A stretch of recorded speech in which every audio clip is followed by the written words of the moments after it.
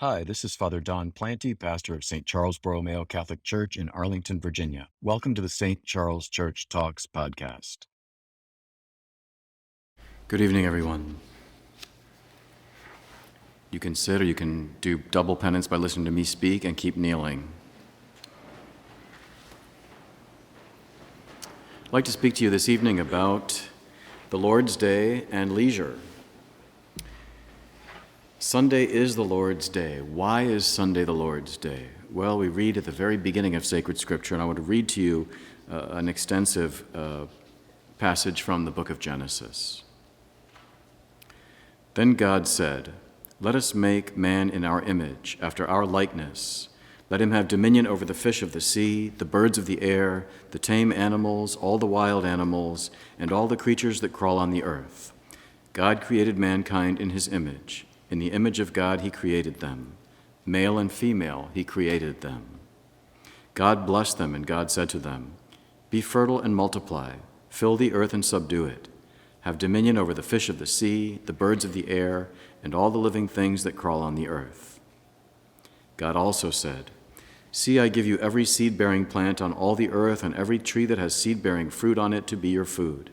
And to all the wild animals, all the birds of the air, and all the living creatures that crawl on the earth, I give all the green plants for food." And so it happened. God looked at everything he had made and found it very good. Evening came and morning followed, the sixth day. Thus the heavens and the earth and all their array were completed.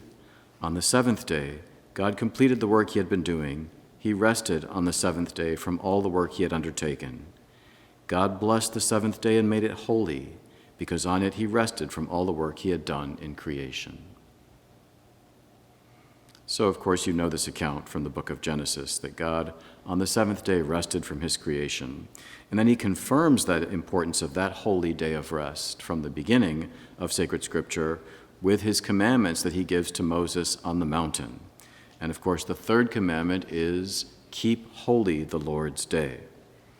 Now, the general point about that commandment, of course, is that it is a commandment. It is not a suggestion. It is an imperative clause, right?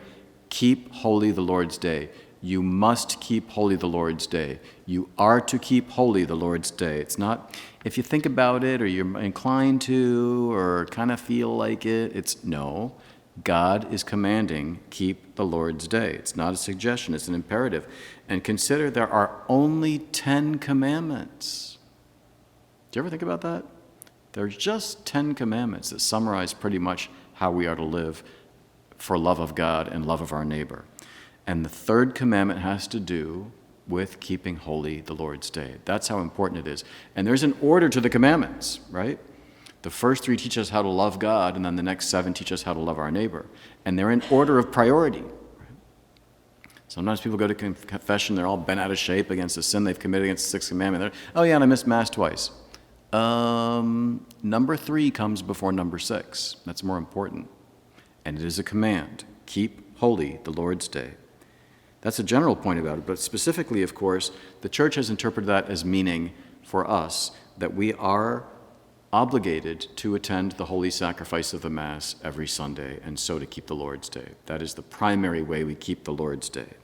And the Church makes it clear this is grave matter, right? This is a grave and serious obligation that we have as Catholic Christians.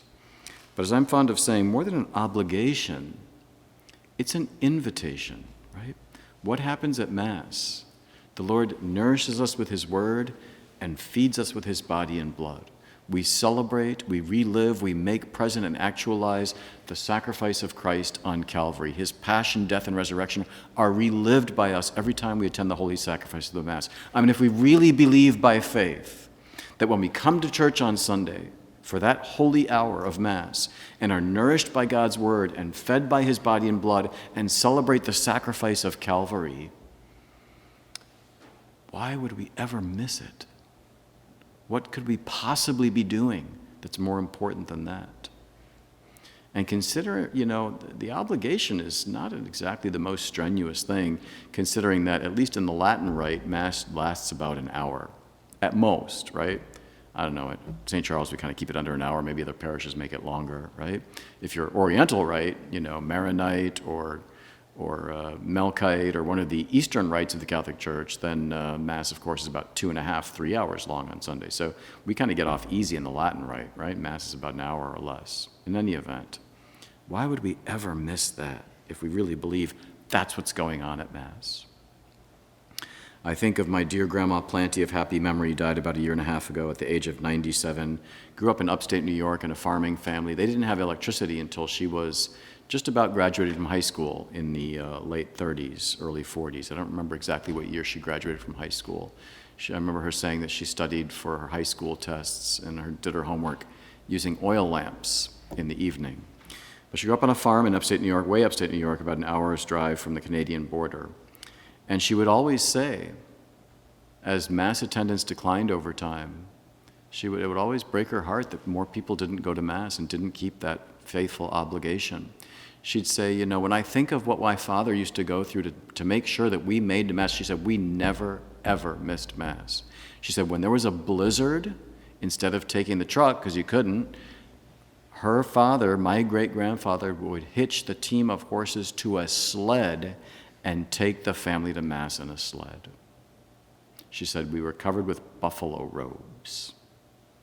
That's the length that they went to because they would not miss the holy sacrifice of the Mass. She said, when I think of what my father would go through so we would not miss Mass, she said, today on beautiful days, people don't even drive to Mass. Non possumus. Non possumus. We cannot. Back in the year 304 in North Africa and present-day Tunisia, Christians were arrested for secretly celebrating Mass when it was forbidden by Roman law. And they were dragged in before the magistrates and asked why they were doing that. And they said, Sine Dominico non possumus. We cannot live without the Lord and his day.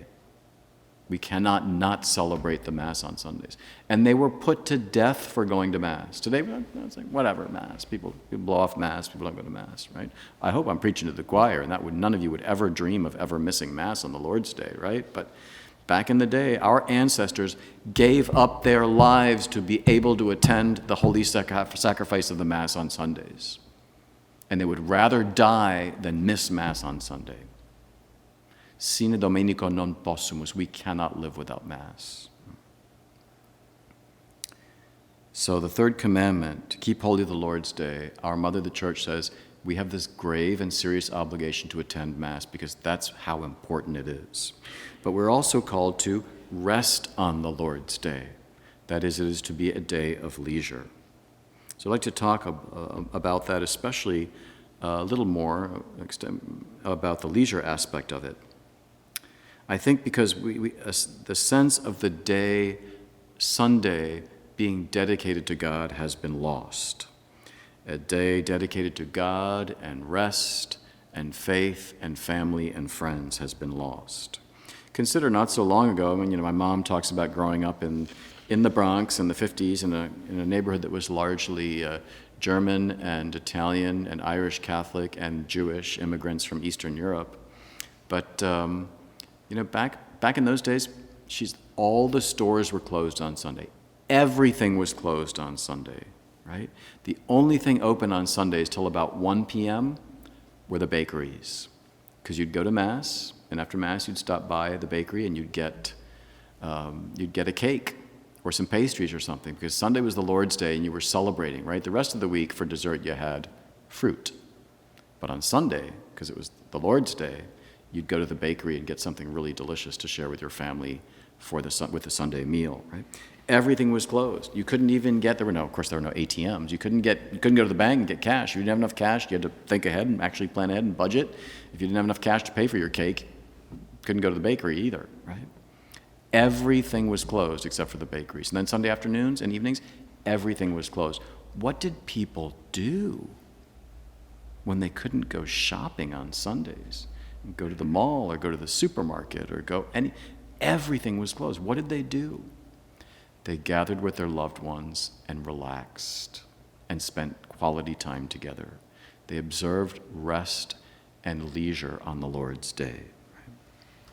Unfortunately, today we need to recover the sense of Sunday being dedicated to God and to rest and faith and family and friends, because today we've actually turned the weekend around, right? And we need to recover the true sense of the Lord's Day because we need to flip the weekend. The weekend is flipped, right? Why? Because I think people work all week. Most people work, Monday through Friday. And then Saturday is their first day off after the long work week. So Saturday's like, woohoo, this is now that we've been working all week, it's time for some leisure. So let's go canoeing, let's go hiking, let's go to the vineyard, let's have fun, right? Because today's Saturday, it's a free day. We've been working for 5 days straight. Let's take the day off. But what happens when Saturday is observed as the leisure day? What happens to Sunday? What happens to Sunday? Errands, dry cleaners, grocery shopping, chores, cleaning the apartment, cleaning the bathroom, meal prep, doing your laundry, work. I've got a deadline or I got stuff I got to get done this weekend because I got a presentation on Sunday or there's stuff I'm just behind in. So, and of course, I was playing all day yesterday, so today on Sunday, I got to get this work done before Monday. Right? We've totally flipped the weekend, and that's backwards. Saturday should be the day for errands, for chores, for work, any work that needs to be done over the weekend. So Sunday then can be chillax with the Lord and chillax with family and friends day. That's the way it should be. And what I'm encouraging you to do, I'm hopefully preaching to the choir, but if not, I'm encouraging you to help us and help our culture, help you, your friends, your family, your future family, to rediscover the true sense of the Lord's Day and what the weekend should really be like.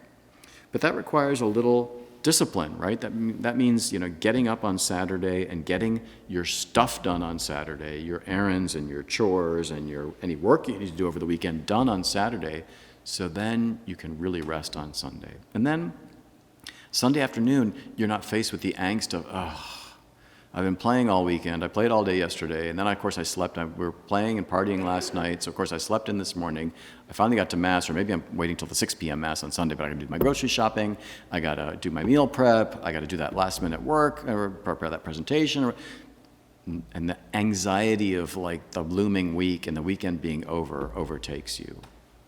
No, Sunday should be restful and enjoyable. Saturday should be the get-stuff-done day, right?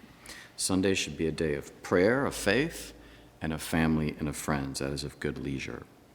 And let's talk about that leisure. I'm really suggesting a flip.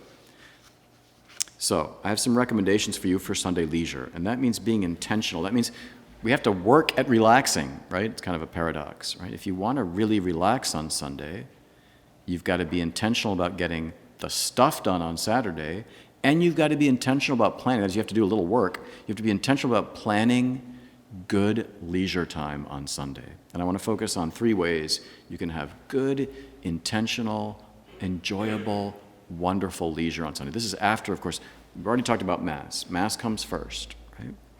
But then enjoy a leisurely Sunday involving people, places, and things. And I want to talk about each of those in turn. Just to circle back to Mass again briefly, Mass is the first thing you schedule, right? I think what people do is they schedule all this stuff all weekend, and they're like, and then I got to fit in Mass, and then it's like dash into that 6 p.m. Mass at the last minute here, or of course there's a 7 p.m. at St. James. If you really get stuck, there's a 9 p.m. at George Mason, and if you're really stuck, during the school year, there's an 11 p.m. at Georgetown across the river, and so there's no excuse. If you really want to be scrupulous and you put off Mass, all of a sudden it's 9 p.m., I never went to Mass, I've been playing all weekend. There's Mass in Georgetown at 11 p.m. during the school year, so no excuses for missing. But really the thing to do is to schedule Mass first and schedule all the other stuff, the work stuff and the leisure stuff around Mass, not the other way around. Now the fact is the church, because the church is our mother and loves us and wants to nourish us and make things easy and convenient for us, has made it really convenient, right? Back in the olden days, before the reforms of the Second Vatican Council, there was no vigil Mass on Saturday, and there were no evening Masses on Sunday, mostly because the fast that was required for the Eucharistic fast, was from midnight until you received communion, and you couldn't drink water or anything. You couldn't consume anything until communion. So Masses were like Sunday morning, and they were multiplied on Sunday mornings, right? But there was no Masses at 5 p.m. on Sunday because no one was going to do the fast, including the priests, from midnight all the way till then. And there were no vigil masses. That was an ancient Christian tradition, but was renewed by the Second Vatican Council. So the church has made it convenient for us, right? Like there's a lot of options, right? I can go Saturday night, I can go early Sunday, I can go the middle of the day Sunday, I can go late Sunday night, right? So it's not like it's difficult to schedule. But the key is schedule it first. Schedule what is most important first. And then schedule, your grocery shopping, your trip to the vineyard with your friends, or all the other stuff you're doing, right? Yeah, like to put off grocery shopping and those errands on Sunday afternoon is a nightmare, right? The few occasions when I've been invited somewhere for Sunday dinner and I don't have the 6 p.m. Mass, and I said, I'll bring some wine, or I'll bring some, appetizers, some cheese and cracker stuff, and I traipse into Giant or Trader Joe's at a 3 or a 4 p.m. on a Sunday afternoon, never, ever again in my life. Like at Trader Joe's here in Clarendon Square, the line for the checkout, it goes all the way to the back to the vegetables in the back of the store. It's crazy because everyone puts off their grocery shopping or does their weekly grocery shopping in millennial Rosslyn Ballston corridor on Sunday afternoons and evenings. So I've learned the hard way, don't go to a supermarket in the Rosslyn Ballston corridor on Sunday evenings. Avoid that, right? Saturday morning at 8 a.m., there's nobody in the supermarket, right? Dudes, that's the way to do it. Get up early on Saturday morning, do your grocery shopping, do your meal prep, clean your bathroom, do your laundry and everything. You can be done by 11, 12 a.m. You got half a Saturday and all day Sunday just to la-di-da-di-da-di-da and leisure and play and pray, right? So, recommendations for Sunday leisure. Be intentional about persons, places, and things. First of all, persons. Instead of spending time alone being passive, it's really a day to celebrate and share with other people. Right?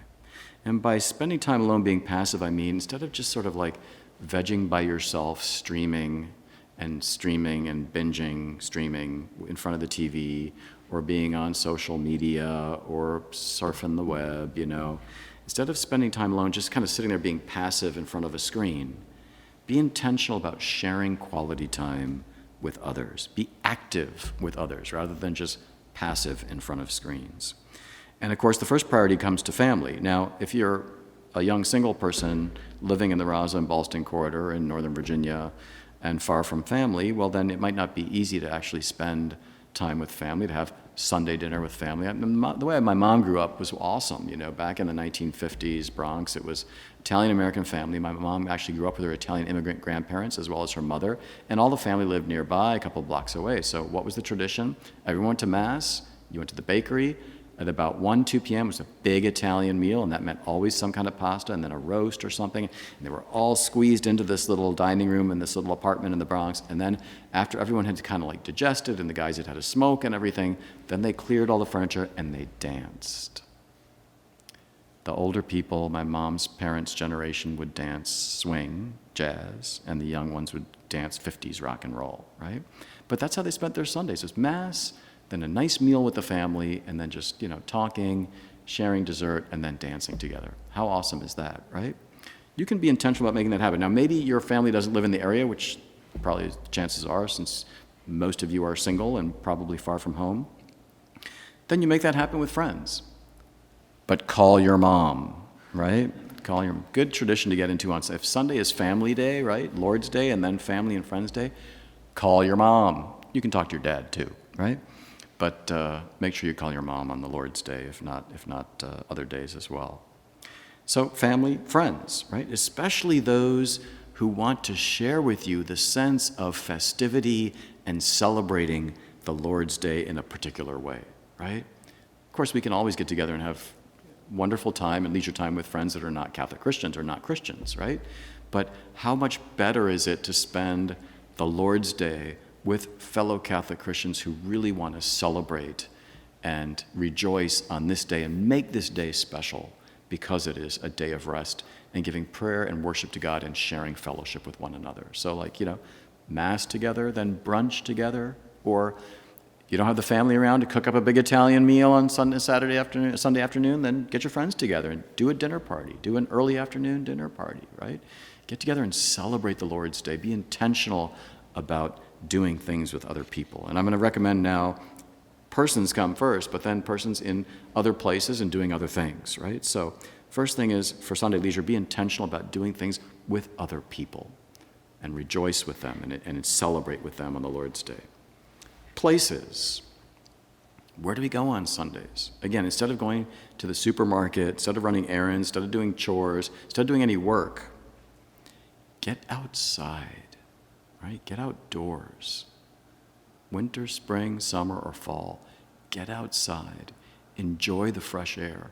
Enjoy the seasons. Even if it's cold, you bundle up and you put on your cold weather gear, but get outside. I'm sure you guys follow the news as much as I do. You follow media, and every day there are more and more articles about how artificial intelligence is revolutionizing the human experience, revolutionizing everything that's going on, and more things, more and more experiences with the goggles and kind of like alternative reality, right?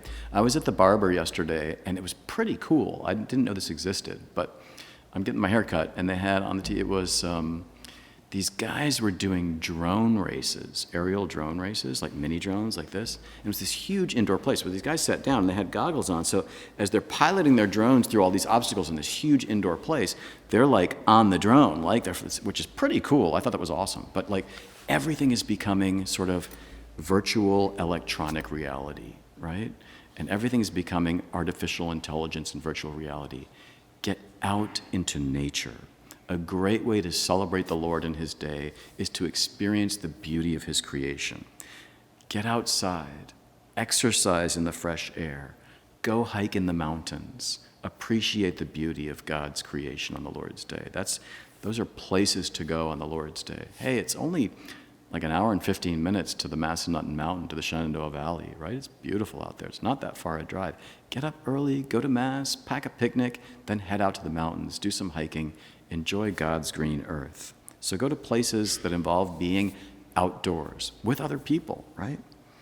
Go to places of culture, right? Now, you can sit at home and stream a series on, a PBS series on the history of jazz, which is awesome, right? Or on the history of the Civil War, which is awesome, right? You can learn things and grow culturally by watching things. You can watch an opera on TV, right? Or a play or a musical, right? That's culture. That's real culture. But even better is to get out and go to places of culture, right? Places of history. We're so blessed in the DC area to have so many wonderful historical monuments and places. So oftentimes, when you live a place, you don't really take the time to explore them. Or maybe friends or relatives come to town, then we show them the Lincoln Memorial or the Jefferson Memorial or whatever, this museum. We should really take advantage of those things ourselves. There's so much richness in our area regarding history. Mount Vernon. Has everyone been to Mount Vernon? Who's not been to Mount Vernon? George Washington's home. You've all been to Mount Vernon. There's a couple. There's too many hands up, right? It's a beautiful place. Father of our country's home. You learn a lot about history and about him at that beautiful place. Get out and experience culture in terms of history. Get out and experience culture in terms of faith. Do a little pilgrimage on the Lord's Day. Go to the National Basilica Shrine of the Immaculate Conception. Go to the Franciscan Monastery.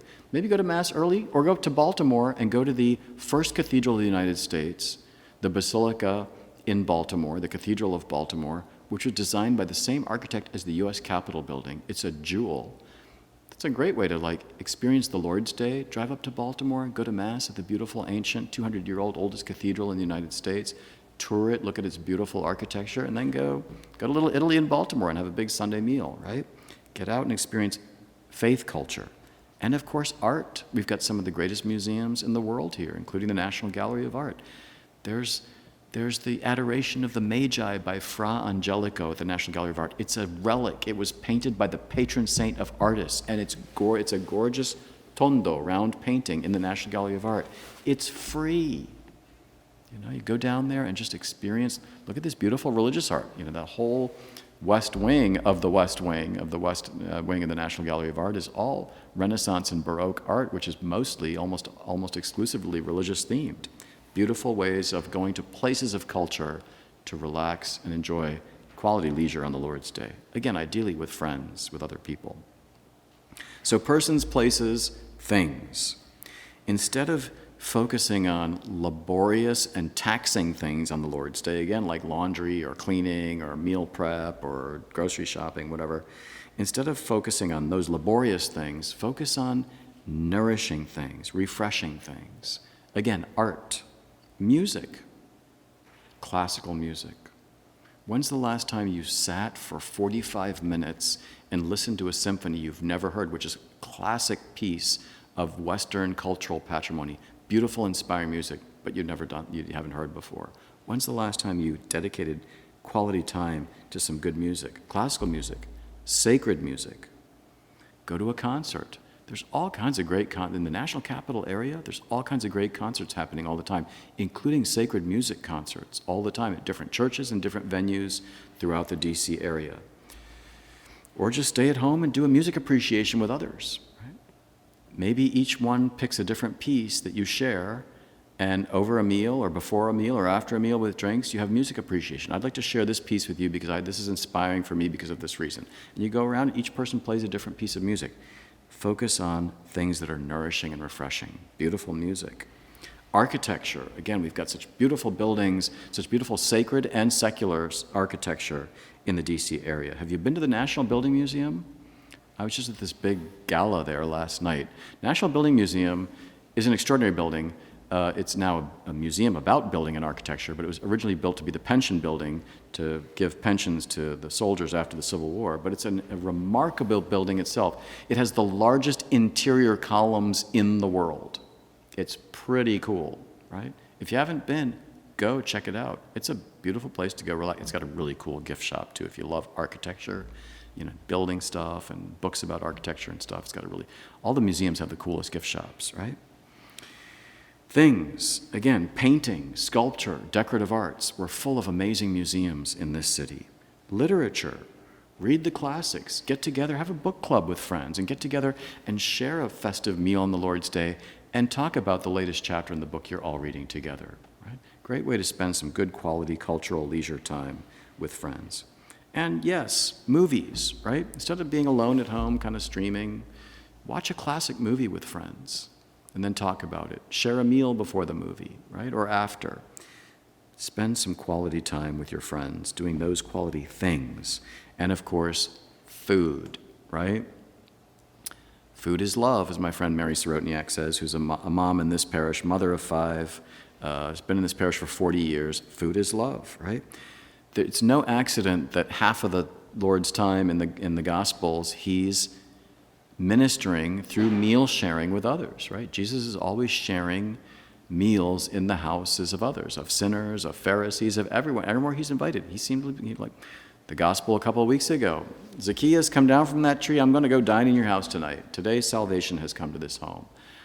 We are made to share meals together, to break bread together, to share fellowship together. In the early Christian communities, they had Mass, and then they had the agape.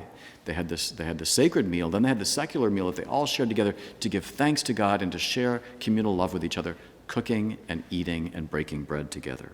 Sunday's a great day for meal sharing, resurrecting that old tradition that Catholics have had for millennia, like I just described as my mom grew up, which you go to Mass, and then you celebrate with a nice, big, fat, long, leisurely meal with your family and friends to celebrate the Lord's Day. Persons, places, things.